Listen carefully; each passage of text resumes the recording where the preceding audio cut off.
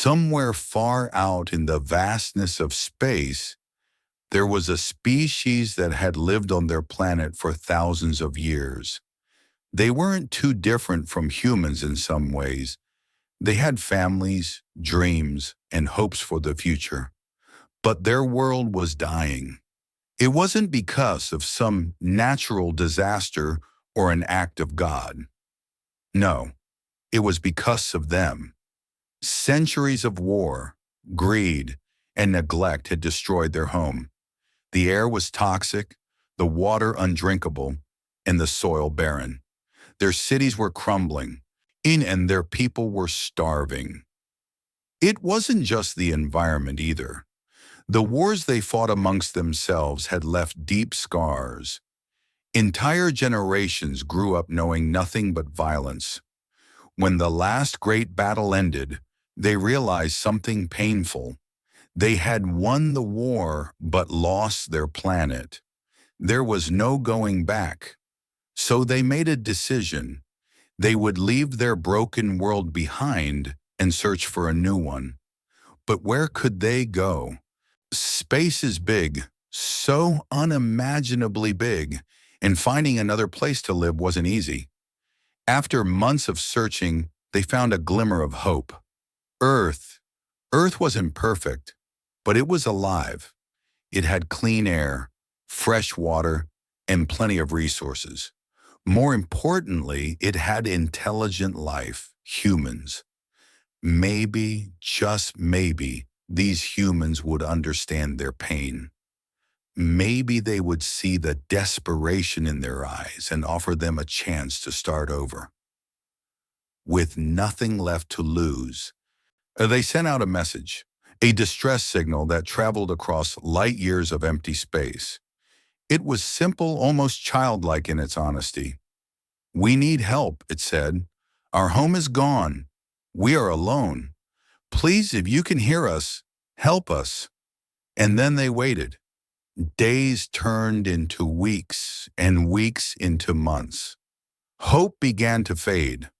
What if no one heard them? What if they were truly alone in the universe? But then something incredible happened. Someone did hear them. Humanity intercepted the message. At first there was confusion. Who were these beings? Where did they come from? And most importantly, what did they want? The news spread quickly around the globe. People talked about it everywhere, in coffee shops, on TV, online. Some saw it as an opportunity, others saw it as a threat. Governments held emergency meetings, trying to decide what to do. Should they respond? If so, how? There were two sides to the debate. On one side, there were those who believed helping was the right thing to do. "Or they're like us," they argued. "They're scared, desperate, and looking for a second chance. How can we turn our backs on them?" On the other side, there were those who thought differently. "We don't know anything about them," they warned.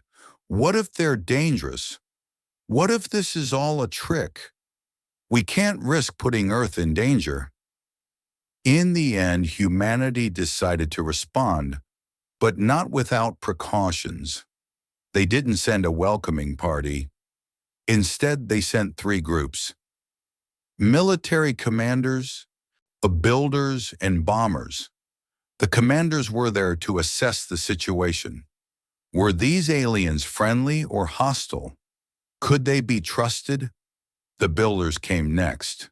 Their job was to prepare for the possibility of integrating the aliens into human society. They designed facilities, planned logistics, and made sure everything was ready. And finally, there were the bombers. These weren't ordinary planes. They were state-of-the-art machines capable of leveling entire cities, where their presence was a clear message. If things went wrong, humanity wouldn't hesitate to act. When the aliens received confirmation that their message had been heard, relief washed over them. For the first time in years, they allowed themselves to believe that maybe, just maybe, they might survive after all. Little did they know, what awaited them was far more complicated than they ever imagined. This wasn't going to be a story of simple refuge.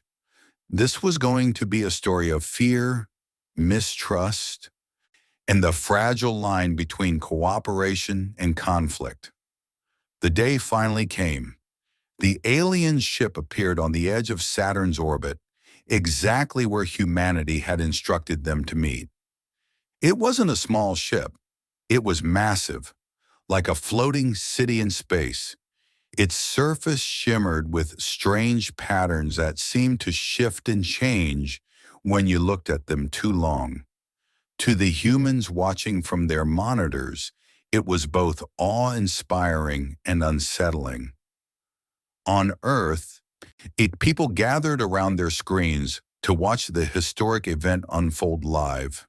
News channels broadcasted every moment, showing images of the alien vessel alongside interviews with experts, politicians, and ordinary citizens. Everyone wanted to know what would happen next. For the aliens, this moment was terrifying. They had traveled so far, risking everything to reach out to another species. Now, as they approached Earth representatives, they couldn't help but feel exposed. Their ship was old and battered, patched together after years of fleeing their dying planet. Compared to the sleek, polished ships of the human fleet, they looked weak and vulnerable. When the two sides met, the tension was thick enough to cut with a knife. The humans didn't waste any time. Their military commanders stepped forward first, clad in uniforms that screamed authority. Behind them, engineers and builders stood ready, scanning the alien ship with advanced equipment. And hovering just out of sight were the bombers, silent but ever present, a reminder of what could happen if things went wrong. An alien representative emerged from their ship. He or she, or whatever pronoun fit, was tall and thin, with translucent skin that glowed faintly in the light. Their eyes were large and dark, filled with a mixture of fear and hope. Using a translator device strapped to their chest, they spoke. "We come in peace," they said, their voice trembling slightly. "We seek refuge. We mean no harm." It was a simple message, but it carried so much weight. For the aliens, these words were their last hope. For the humans, they were a test. Did they really mean what they said? Or was this some kind of trick? The commanders exchanged skeptical looks. One of them stepped forward, his face stern and unyielding. "Prove it," he demanded. "Show us your intentions are genuine." The aliens hesitated. How could they prove something like that? They weren't warriors. They were survivors. Their weapons were tools for survival, not destruction. But how could they explain that to a species that clearly valued strength above all else? As the standoff continued, the atmosphere grew heavier. Every movement, every word, felt loaded with meaning. The aliens tried to show goodwill by opening parts of their ship to inspection. Inside, the humans found evidence of their struggles: cramped living quarters, makeshift repairs, and supplies running dangerously low. It was clear they weren't lying about being desperate. But even as the scientists and engineers began to piece together the truth, the military remained cautious. Trust didn't come easily to them. After all, history had taught humanity that appearances could be deceiving. Just because someone looked harmless didn't mean they were. Meanwhile, back on Earth, opinions were divided. Some people watched the footage and felt sympathy for the aliens. "And look at them. one commentator said during a live broadcast. They're scared, just like we would be. How can we turn them away? Others weren't convinced. Sympathy is one thing, another argued, but safety is another. We don't know anything about them. What if they're hiding something? What if they're dangerous? The debate raged on, fueled by fear and uncertainty. Social media exploded with hashtags like hashtag welcome the aliens and hashtag protect our planet. Protests broke out in cities around the world, and with crowds chanting slogans on both sides of the issue. Amidst all this chaos, the aliens waited anxiously. They had done everything they could to show they were harmless, but it wasn't enough. The humans still treated them like prisoners rather than guests. Every move they made was scrutinized, every gesture analyzed for hidden meanings. Despite their best efforts, mistrust lingered in the air. The commanders kept their distance, speaking only through intermediaries. The builders worked tirelessly, constructing barriers and checkpoints instead of bridges. And the bombers never left. They circled overhead, casting long shadows over the entire encounter. For the aliens, it was a bitter pill to swallow. They had hoped for refuge, for kindness, for a chance to rebuild their lives. Instead, they found themselves trapped in a web of suspicion and fear. And yet there were moments, small, fleeting moments, that gave them hope. A scientist smiled warmly as she examined an alien artifact. An engineer offered a nod of respect after completing a repair. Even a commander softened briefly when an alien child peeked out from behind its parent, curiosity shining in its wide eyes. These tiny gestures reminded everyone involved that beneath all the armor and defenses, they were still living beings. They shared the same basic desires: to survive, to thrive, to find a place where they belonged. But hope alone wasn't enough to overcome centuries of instinct and conditioning. As the days passed, the gap between the two species seemed wider than ever. Humanity clung to its caution, while the aliens struggled to hold on to their dignity. By the time the meeting ended, both sides knew they were standing at a crossroads. The choices they made next would shape not only their own futures, but also the future of their relationship. Would they find a way to coexist, or would fear drive them apart? And no one had the answers yet. But one thing was certain: this was only the beginning. Back on Earth, the real work began. The aliens had been allowed to land, but their freedom was limited. Humanity wasn't taking any chances.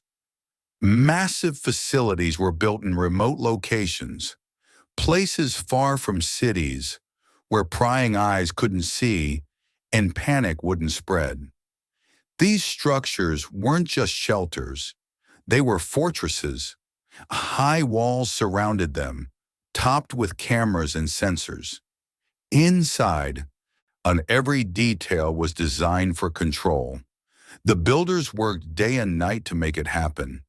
They were a mix of engineers, architects, and technicians, all brought together for this monumental task. Some of them saw their work as an opportunity, a chance to create something that could change the course of history. Others viewed it more pragmatically.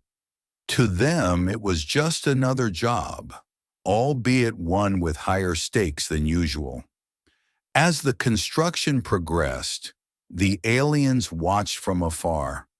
And they didn't understand everything about human technology, but they could tell that these buildings weren't meant to welcome them. The walls felt like barriers, not protection. The checkpoints reminded them of prisons, not homes. Still, they tried to stay hopeful.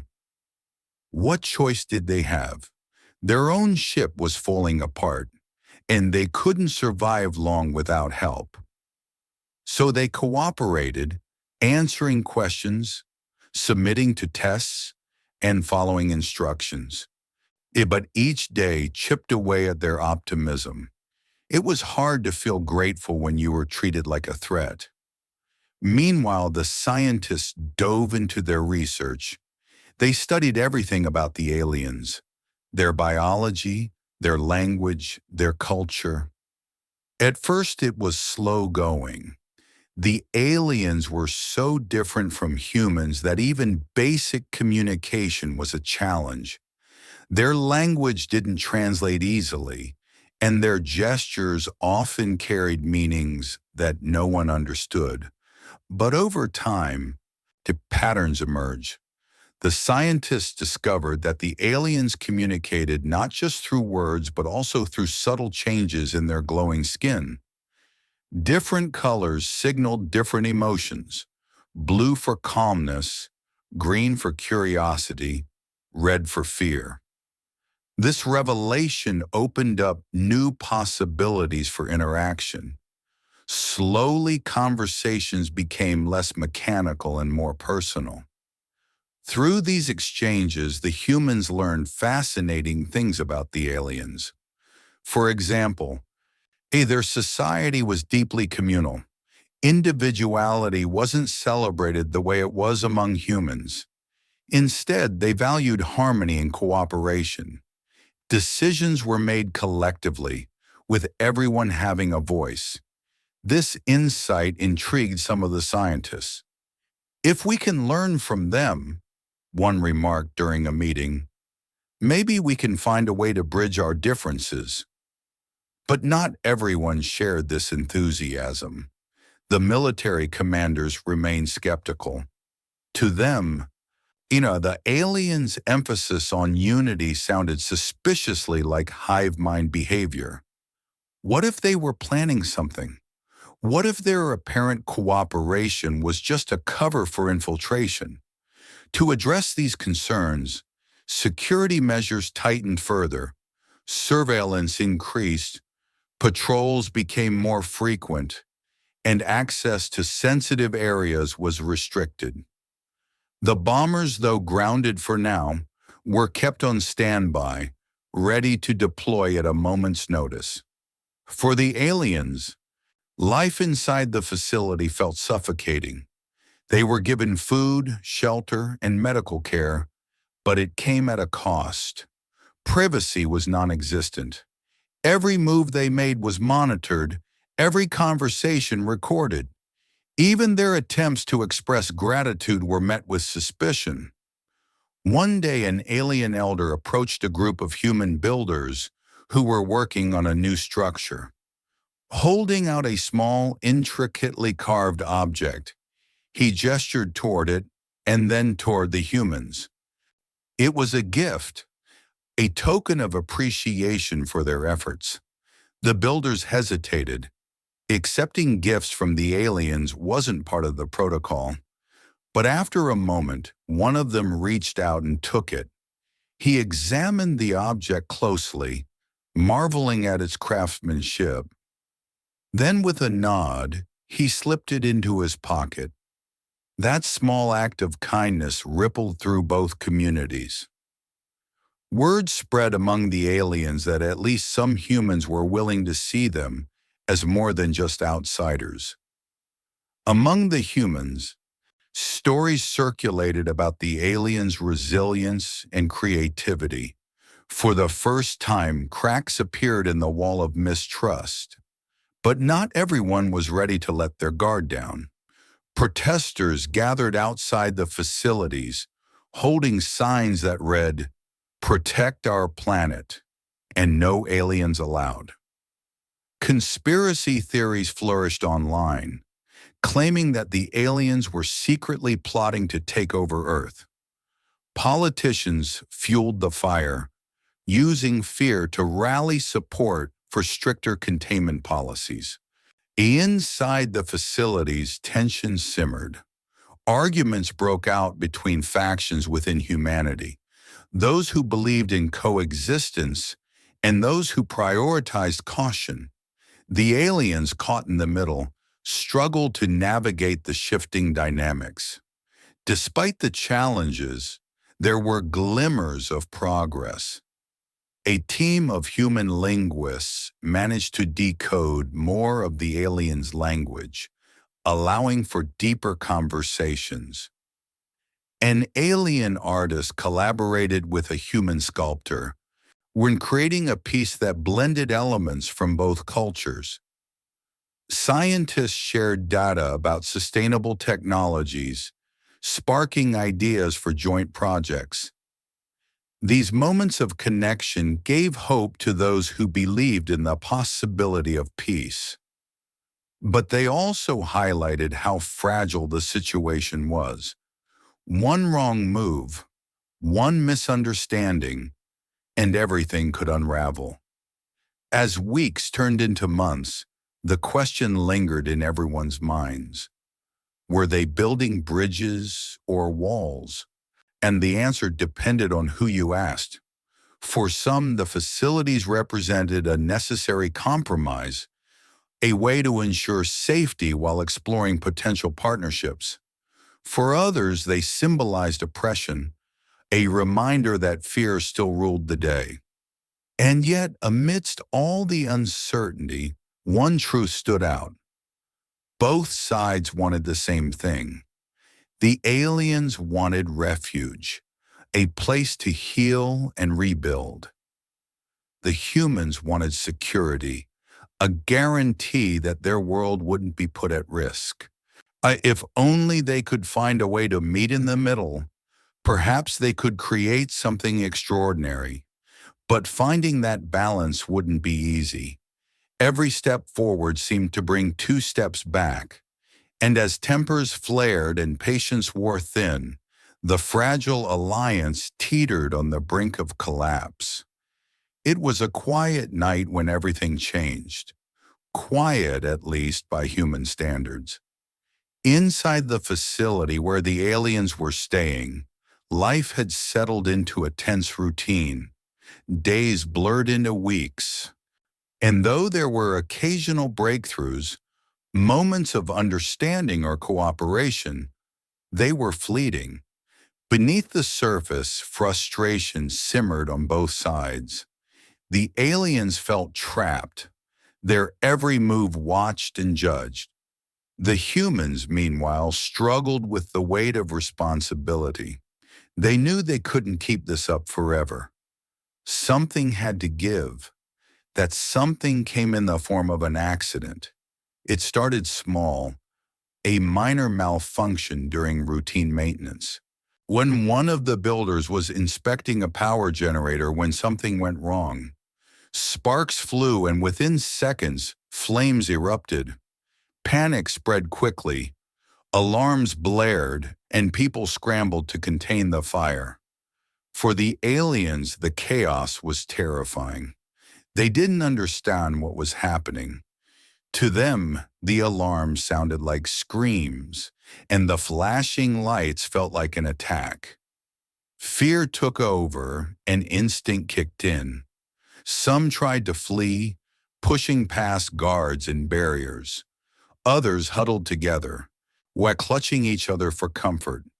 The humans reacted just as strongly. The commanders shouted orders, trying to regain control. Troops moved in, weapons drawn, ready to subdue anyone who resisted. The bombers, which had been grounded until now, roared to life, circling overhead as a show of force. Miscommunication made things worse. In the heat of the moment, no one stopped to explain what was really going on.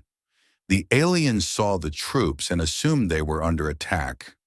The humans, or seeing the aliens running, feared they were planning an escape, or worse, an uprising.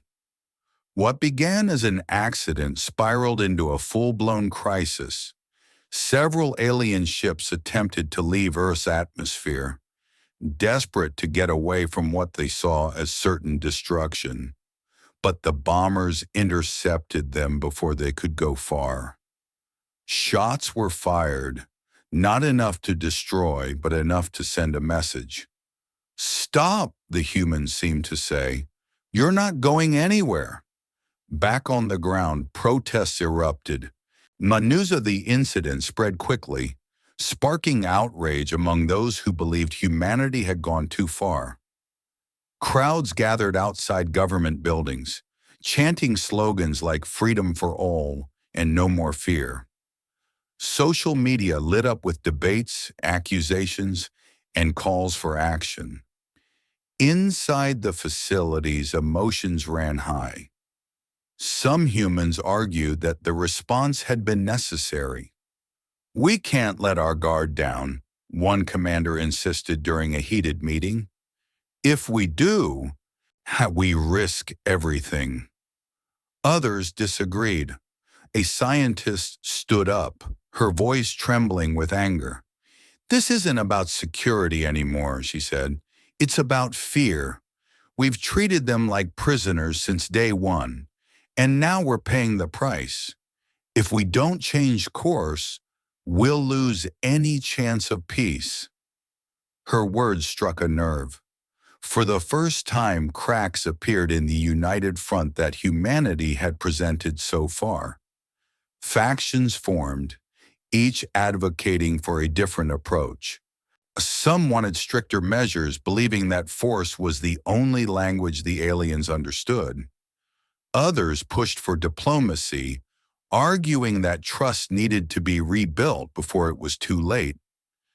Amidst the turmoil, a group of human scientists and alien diplomats decided to take matters into their own hands. They had seen the damage caused by mistrust and knew it couldn't continue. Gathering in secret, they began working on a plan to bridge the gap between their peoples. And their first step was simple: talk. Real talk, not the guarded conversations that had dominated interaction so far. They sat together in a neutral space, sharing stories about their lives, their struggles, and their hopes for the future. One alien elder spoke about the wars that had ravaged their planet. His voice was soft but filled with pain. "We destroyed ourselves," he admitted. "We thought we were strong, but in the end, we were weak. That's why we came here, to start over, not to conquer, but to heal." A human scientist listened intently, nodding slowly. When it was her turn to speak, she shared her own fears. "We've been hurt before," she confessed, "by others, by ourselves. It's hard for us to trust, even when we want to. But maybe we can learn." These exchanges weren't easy. There were moments of tension, misunderstandings, and even tears. But they kept going, determined to find common ground.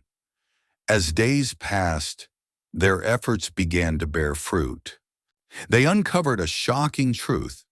The aliens' plight mirrored humanity's own history.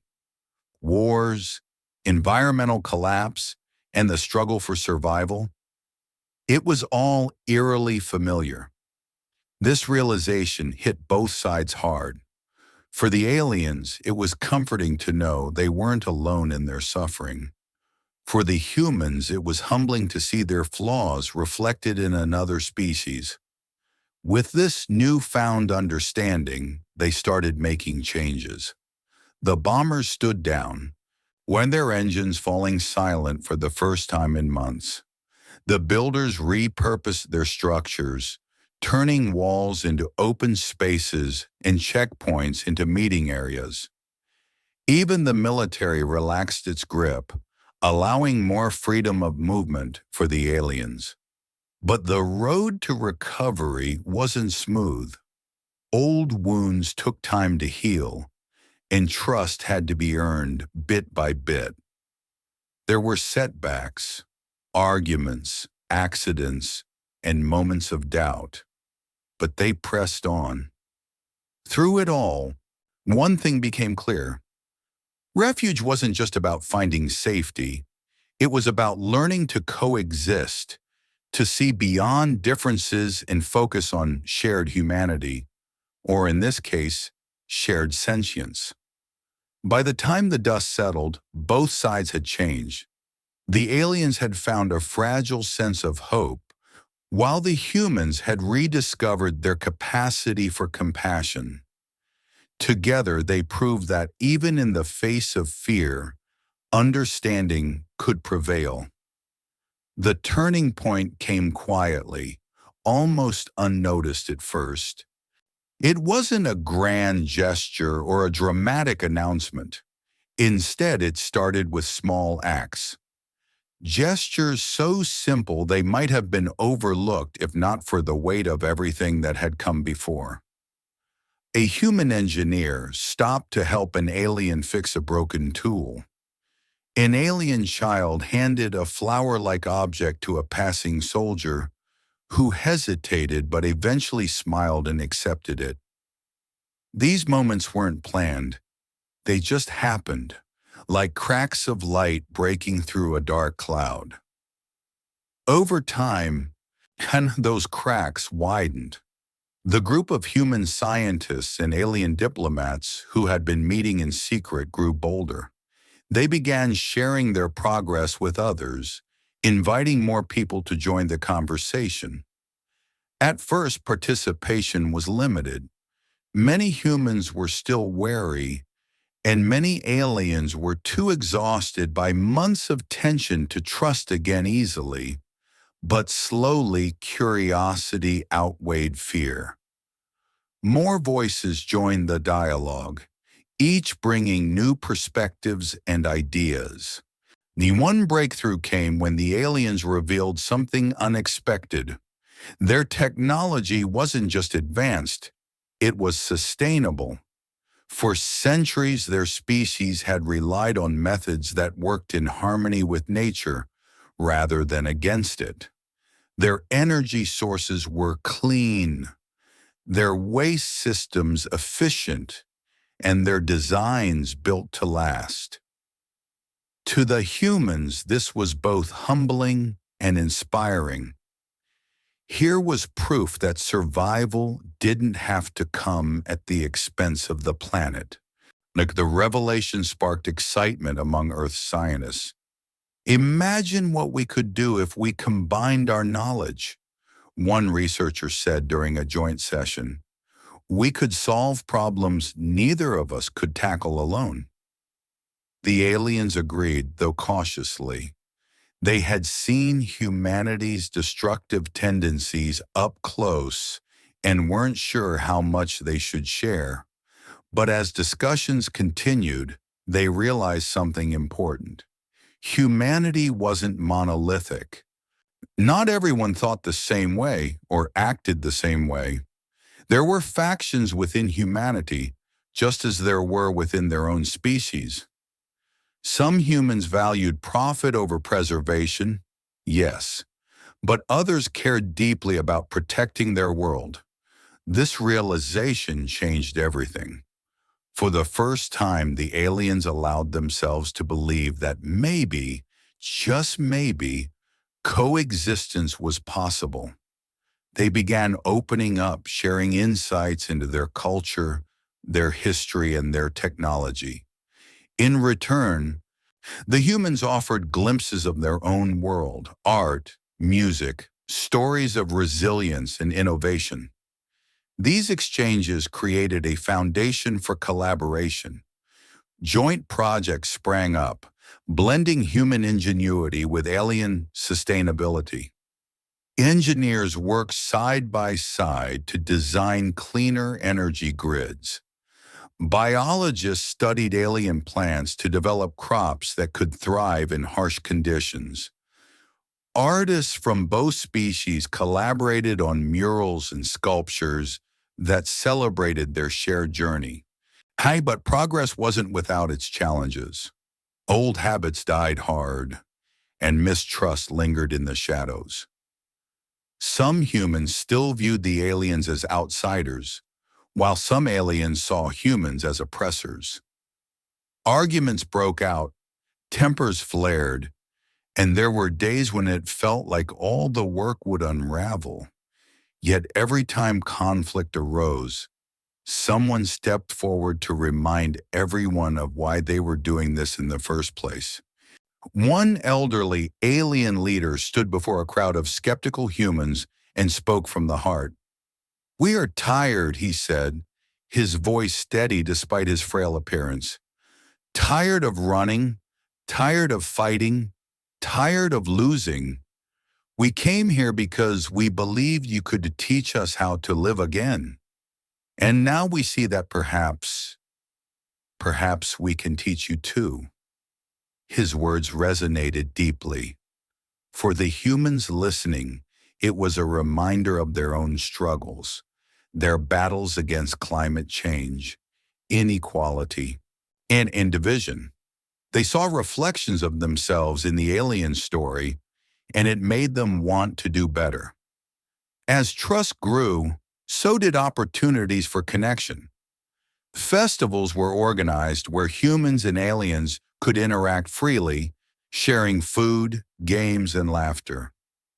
Children played together, oblivious to the differences that once seemed so insurmountable. Elders swapped stories, finding comfort in the universality of loss and hope. Even the military commanders softened, albeit reluctantly. Seeing the positive impact of cooperation, they began advocating for less restrictive measures. Checkpoints were removed, surveillance reduced, and freedom of movement expanded.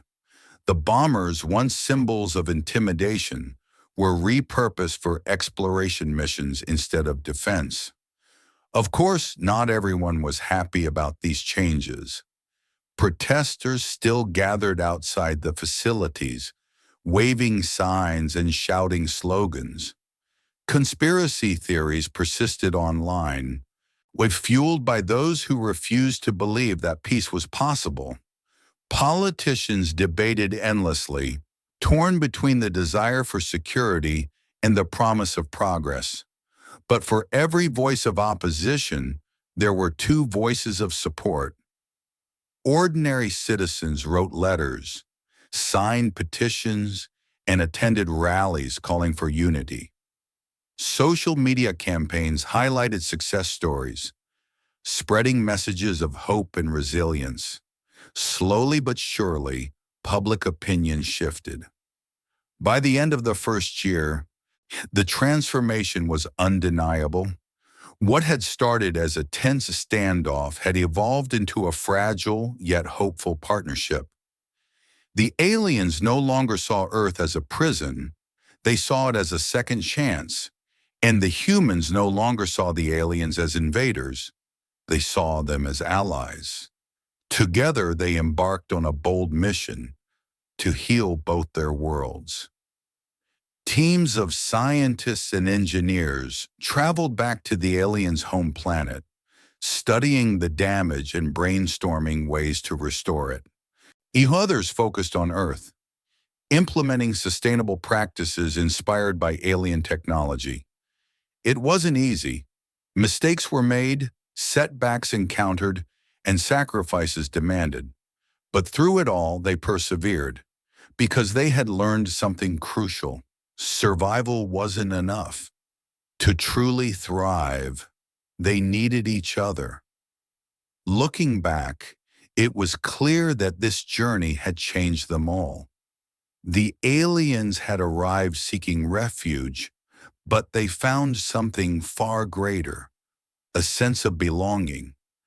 As for humanity, they discovered that compassion wasn't a weakness, it was a strength. By opening their hearts and minds, they had unlocked possibilities they never dreamed of. And so, what began as a cry for help transformed into a testament to the power of understanding. Refuge wasn't just about finding safety, it was about building bridges, forging connections, and creating a future worth fighting for. In the end, the story wasn't just about aliens and humans, it was about all living beings, bound together by the shared desire to survive, to grow, and to find meaning in a vast and unpredictable universe.